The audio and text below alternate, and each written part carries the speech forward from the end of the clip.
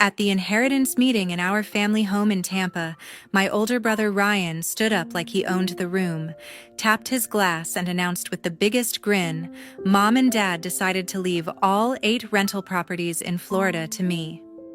Tegan, sorry you get nothing. The room exploded. Cheers, whistles, someone even shouted. Finally, cousins clapped him on the back. His fiancée, Brooke, beamed like she'd just won the lottery, and Mom dabbed her eyes with that proud little tear. I didn't clap. I didn't even blink. I just looked straight at Dad and said, calm as ever, Dad, you forgot one thing, didn't you? His fork froze halfway to his mouth. Ryan's smile vanished. Brooke stopped mid-sip. 30 people suddenly went dead silent. You could hear the AC humming. And in that single second, every single person in that room knew the script they'd rehearsed for months was about to burn. Before I tell you exactly what my dad forgot and how the rest of that afternoon turned the whole family upside down, drop a comment and let me know where you're watching from tonight. I always like knowing I'm not the only one who sat at a table full of people who swore they loved you right before they showed you what they really think. Hit that like button if you've ever had to smile while your entire family cheered for your downfall. Because trust me, what happened next made every single one of them regret clapping so fast. Now let me take you back to how we got here. My name is Tegan Whitaker, and if you'd met my family before that inheritance meeting, you'd probably have thought we were the perfect Florida success story. Big house in South Tampa, boats in the driveway, Christmas card smiles every December. But those pictures never showed the quiet hierarchy that ruled everything behind closed doors. Ryan has always been the son everyone orbited around. From the moment he came home from the hospital, people noticed him. First listened to him longest, forgave him fastest. Little league coach, high school quarterback, the son who stayed local and helped manage Grandma Margaret's rental properties the second he graduated. Every family barbecue ended with someone slapping his back, telling him he was the future of the Whitaker name. He soaked it up like it was oxygen. I learned early that I lived in the shade he cast. Teachers mixed up our names until Ryan corrected them with a laugh. Birthdays meant his cake first, his gifts opened loudest, his stories retold at the table while mine stayed folded inside me. When I asked for extra math tutoring in middle school, Mom sighed that money was tight because Ryan needed new cleats. When I got accepted to the University of Georgia on a full scholarship, Dad's only comment was, "Guess someone has to leave Florida." So I did. The day I turned 22, I packed everything I owned into my beat-up Civic and drove north on I-75 until Tampa was just a glow in the rearview mirror. Atlanta gave me the first real breath I'd ever taken without someone else's shadow on my face. I started as a junior analyst at a commercial real estate firm downtown, crunching numbers on apartment complexes and strip malls, learning how deeds work, how trusts work, how ownership can be moved quietly and permanently when someone knows what they're doing. I still came home, but only when Grandma Margaret asked. She was the one person who never compared me to Ryan, never asked why I couldn't just be happy here, like your brother. She'd sit on her screened porch overlooking the bay, silver hair twisted up with a pencil, and listen to me talk about cap rates and lease abstracts like they were poetry. Some weekends she'd hand me the keys to one of the rental houses and tell me to walk through it alone, feel the weight of real ownership even if nobody else knew it yet.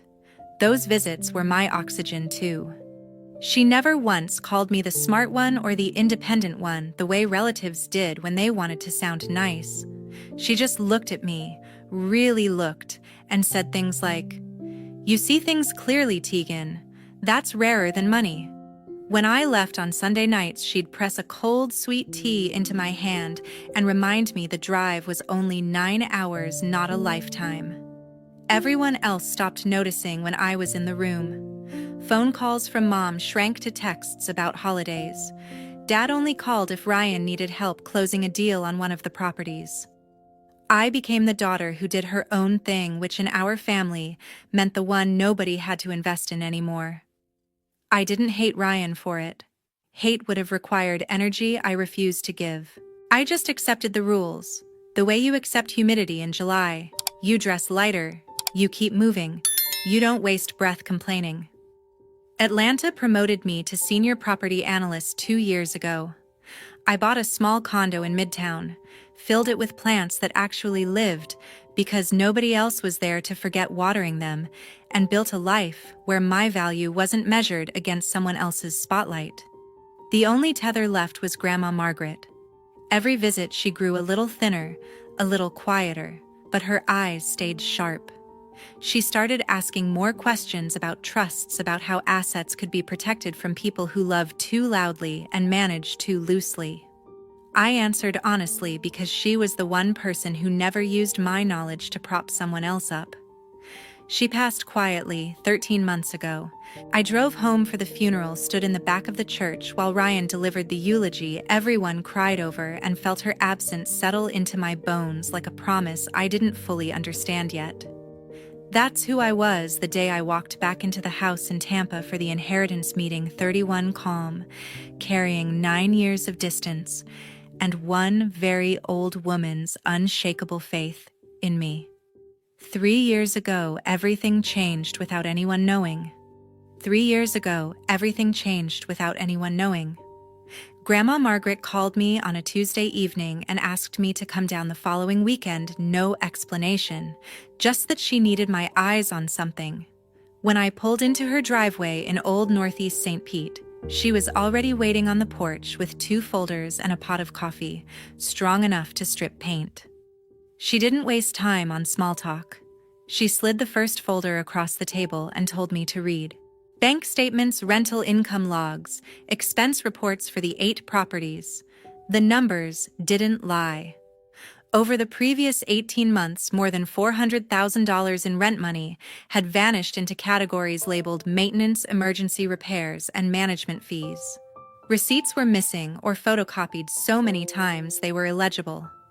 The handwriting on the few that existed matched Ryan's. She watched me flip pages, her mouth a thin line. I gave him access because he swore he wanted to learn the business, she said. Turns out he learned how to bleed it instead. I asked the obvious question, why not confront him? She shook her head. Because your parents would defend him. Say boys will be boys. Promise he'll pay it back someday. By the time someday comes, there'll be nothing left to pay back.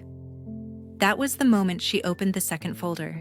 Inside were draft documents, a revocable living trust, naming her as trustee for life, and upon her passing, me as sole successor trustee and beneficiary of every single rental property, plus 8 quitclaim deeds ready to transfer title immediately. All she needed was my signature and 2 witnesses. She explained it like she was reading the weather. A living trust avoids probate, keeps everything private, no public filings until she's gone. Quitclaim deeds move ownership instantly and quietly. Once recorded, they're ironclad. The notary she trusted was coming Monday morning. No lawyers in the family would ever see the paperwork unless she wanted them to. I asked why me. She looked out at the water and answered without hesitation. Because you understand what these houses actually are, 32 families who pay rent on time so their kids can stay in the same school. You won't gamble that away on boats or parties or whatever new toy catches his eye this month. I tried to argue that Ryan would lose his mind when he found out. She cut me off. He doesn't get to find out until it's too late to undo. That's the whole point. We spent the rest of the weekend going over every detail. She walked me through the trust language, showed me where to sign, made sure I understood that once the deeds were recorded at the county, the houses were legally mine, whether anyone liked it or not. She even had me initial every page, so there could never be a claim I didn't know what I was agreeing to. Monday morning, the notary arrived at 9 sharp. We signed in the dining room while the ceiling fan clicked overhead. Grandma Margaret's hand didn't shake once. When the notary left, she poured us both a finger of bourbon, even though it wasn't noon yet, clinked her glass against mine, and said, "Now it's done." And now we shut up about it. She made me swear on her parents' graves that I would never breathe a word until the day came when someone tried to take what was no longer theirs to give. I gave her my word. We burned the extra copies in the outdoor fireplace that night and watched the smoke curl up into the palms. For the next 2.5 years, nothing looked different on the surface. Ryan kept collecting rent checks and bragging about his portfolio. Mom and Dad kept praising how responsible he'd become. I kept driving down from Atlanta every couple of months, checking on tenants when Grandma asked fixing what actually needed fixing instead of inventing reasons to spend. Nobody noticed the county records now listed the owner of record as Tegan Whitaker because nobody ever bothered to look. Grandma's health started slipping faster after that. She spent more days in bed, less on the porch, but every time I visited, she asked the same question. Still our secret, I always answered yes. It became our ritual, 2 words that meant everything. The last time I saw her alive, she gripped my hand so hard her ring cut into my skin. Remember, she whispered paper beats promises every single time.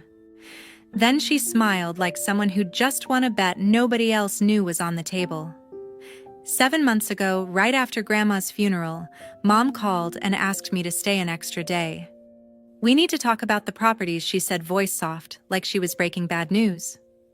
"Everyone's coming to the house tomorrow." I knew what that meant. The whole family circling the estate before the will was even read.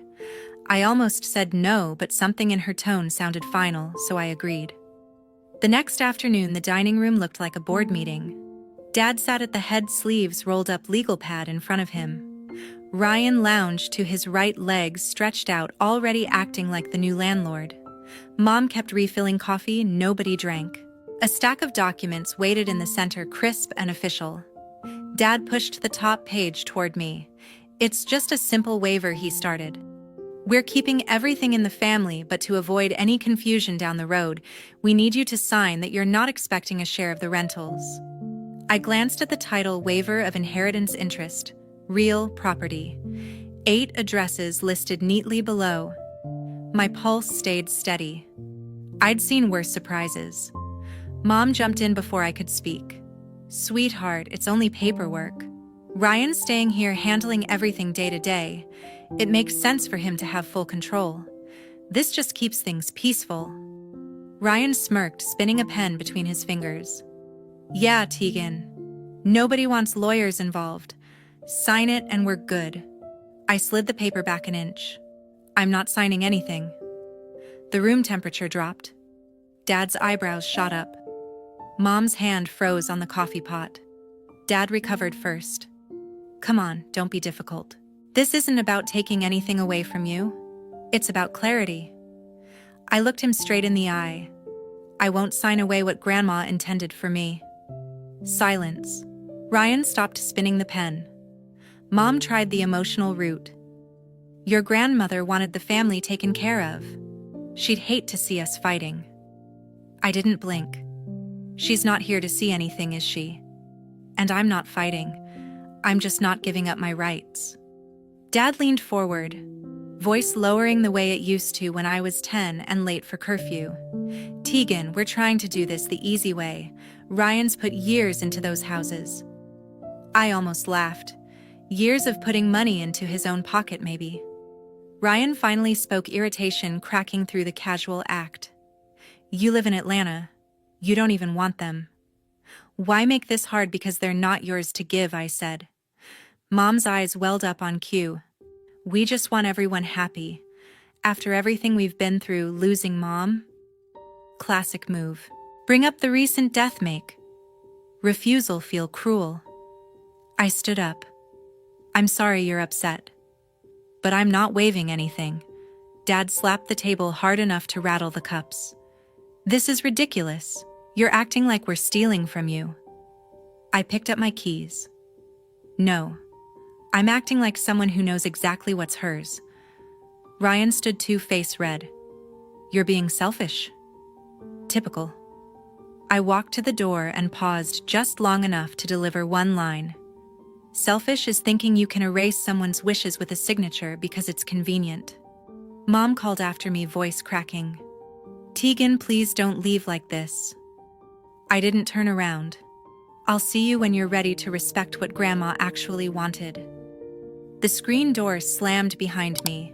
I heard Ryan mutter something about me always playing the victim, Dad telling him to calm down, Mom starting to cry for real this time. I got in my car, rolled the windows down, and let the hot Florida air hit my face the entire 9-hour drive back to Atlanta.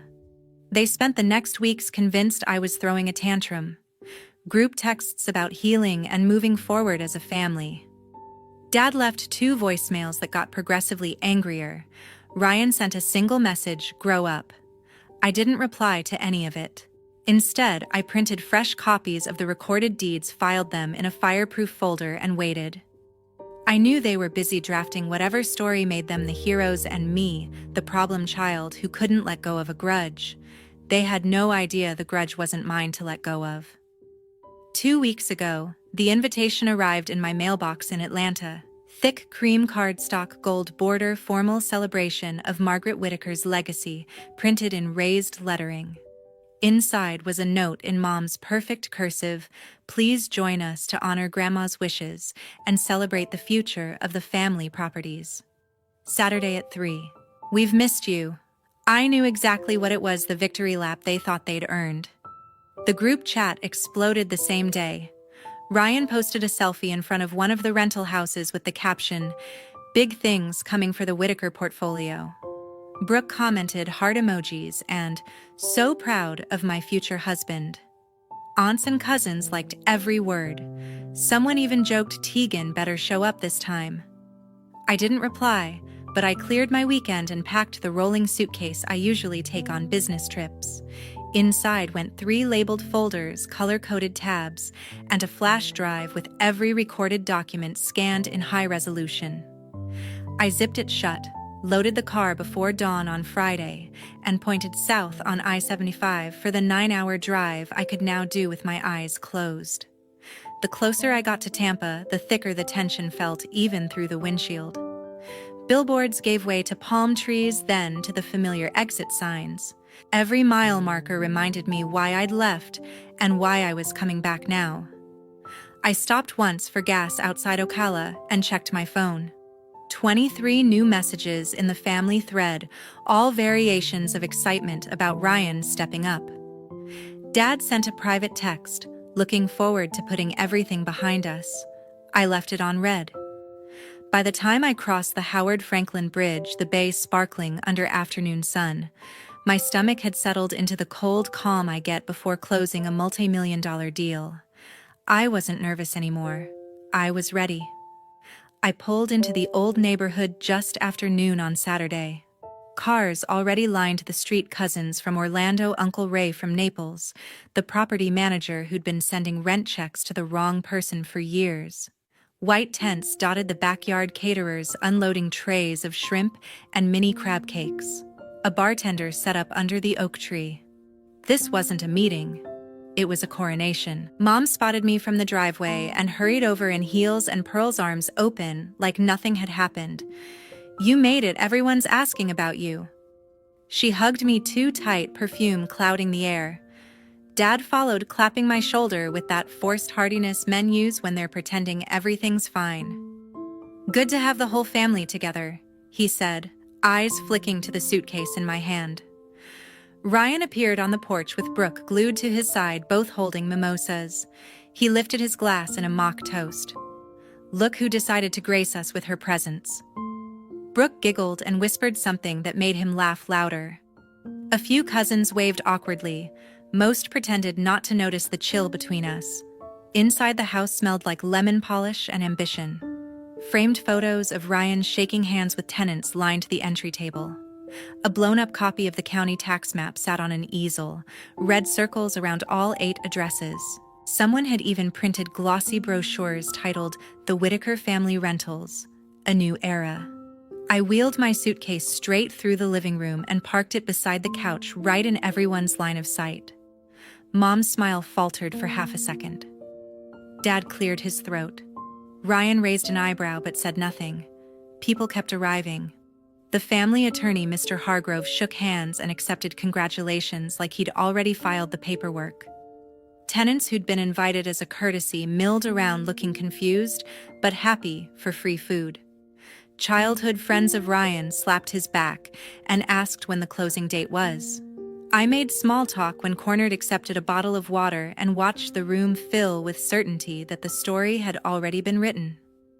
Every congratulation aimed at my brother landed like another brick in the wall they thought would keep me out. Brooke floated past in a sundress diamond on her left hand, catching every light. "This is going to be our future," she told a cluster of ants, gesturing at the brochures. 8 steady income streams before we even say I do. Ryan beamed, arm around her waist, accepting praise like it was his birthright. I stood by the window, suitcase handle still in my grip, counting faces. 32 people, give or take.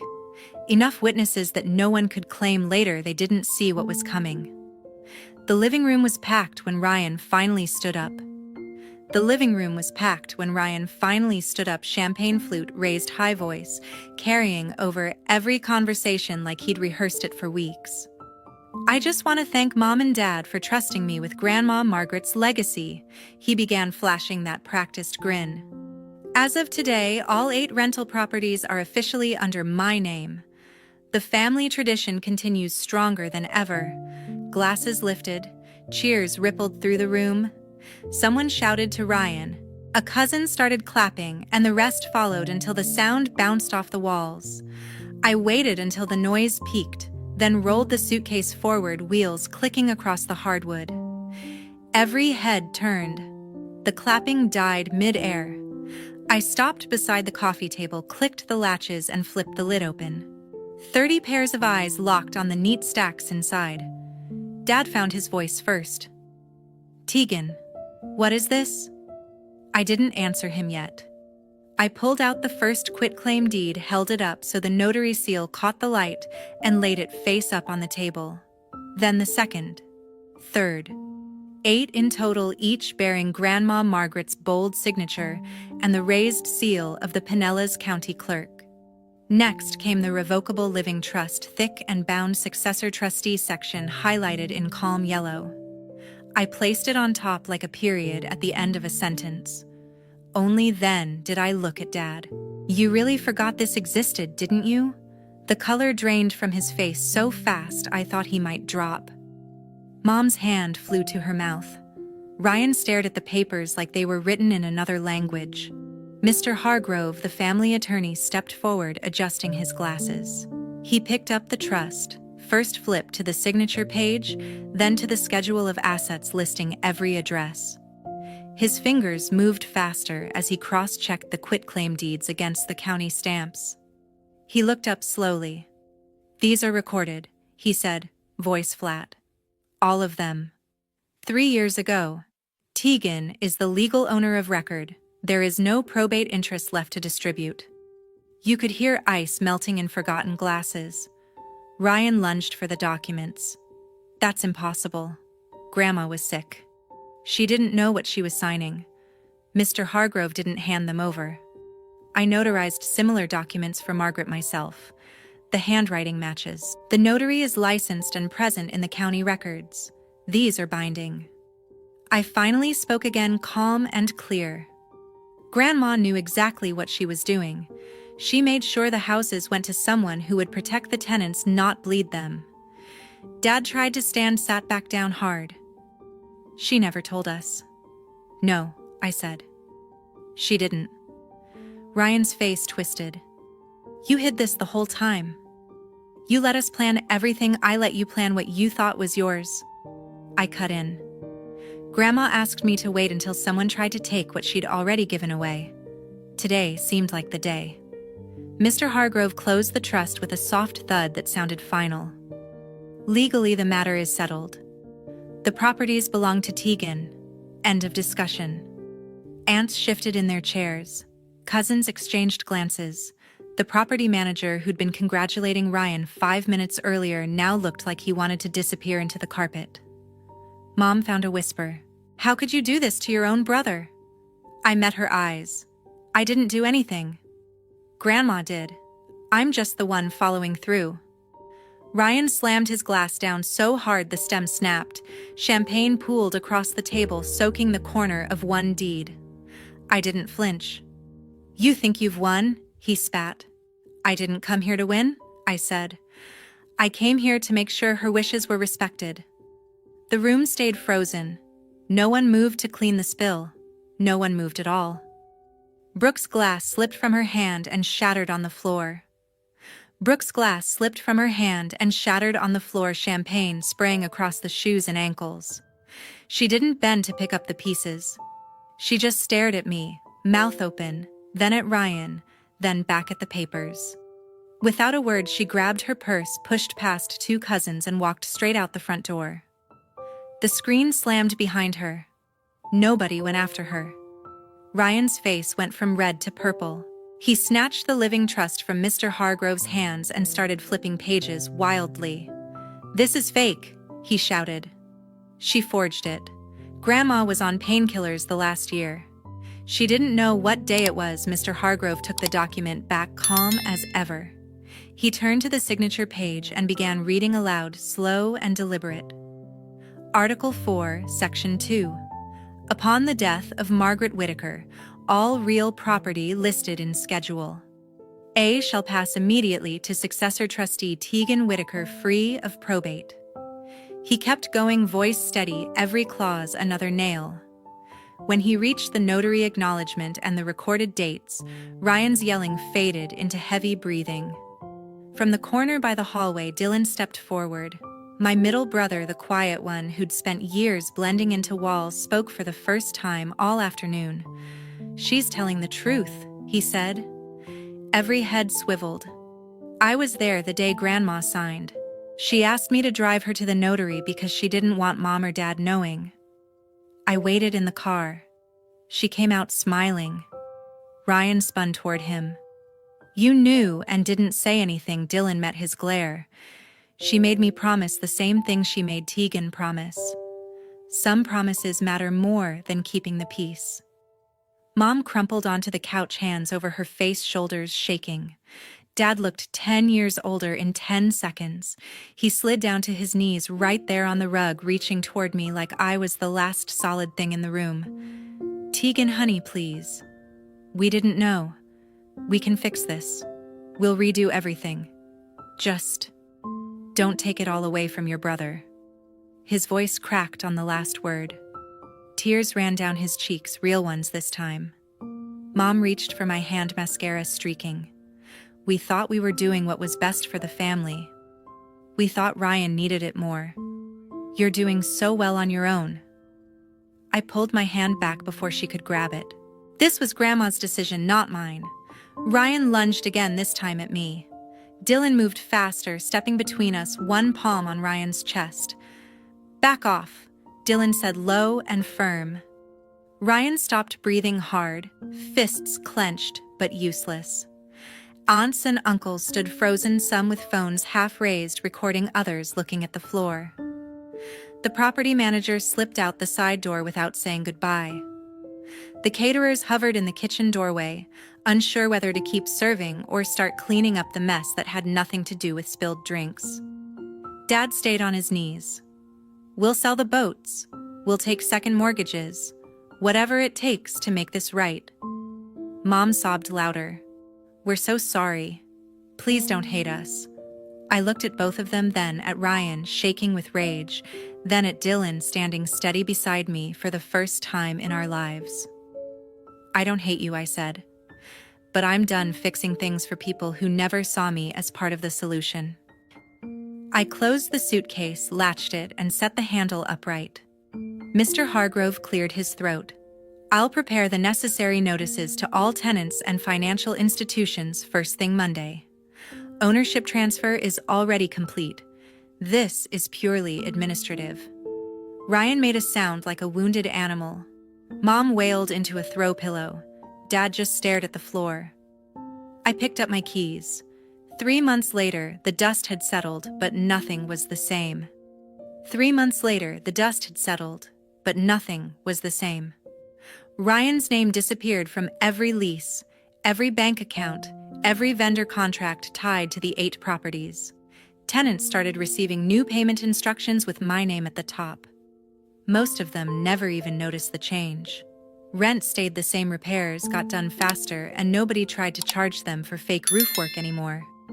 The IRS notice arrived the week after the meeting.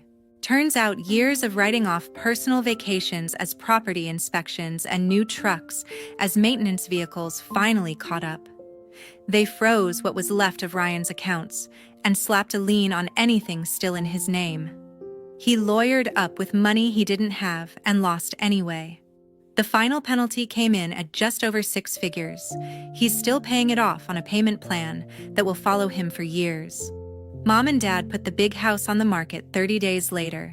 The boats went first, then the jet skis, then Mom's jewelry collection. They moved into a 2-bedroom condo near Carrollwood, with a view of a parking lot instead of the bay. Dad took early retirement because the stress gave him heart palpitations. Mom started working part-time at a boutique to cover groceries. They stopped hosting holidays. Nobody felt like celebrating. Brooke sent back the ring by mail, no note. Ryan moved into a studio apartment downtown and took a job selling cars on Dale Mabry. He still drives past the rentals, sometimes slows downstairs, then speeds off when he sees my management sign in the yard. Dylan texts me every couple of weeks. Just short check-ins, nothing heavy. He's the only one I answer. He says the rest of the family talks about me in past tense like I died instead of Grandma Margaret. I tell him that works for me. I stayed in Atlanta. The rental income covers my mortgage and then some. I hired a local management company run by women who actually return calls within an hour.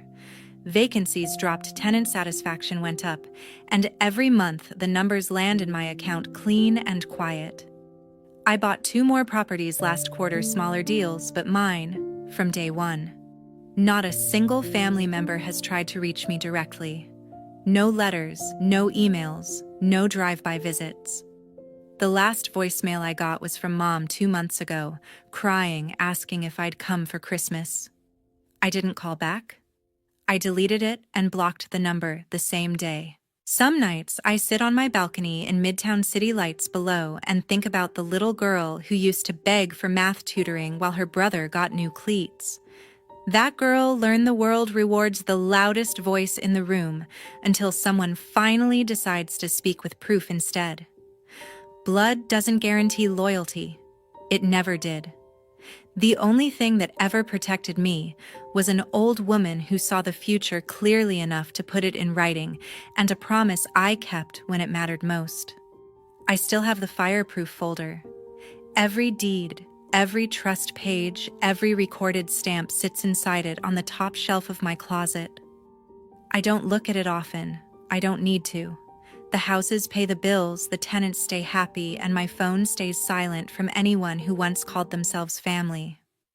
Grandma Margaret was right. Paper beats promises every single time, and some doors, once you close them, stay closed for good.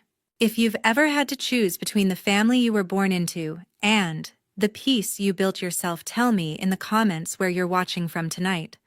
Because sometimes the hardest thing isn't walking away, it's refusing to walk back.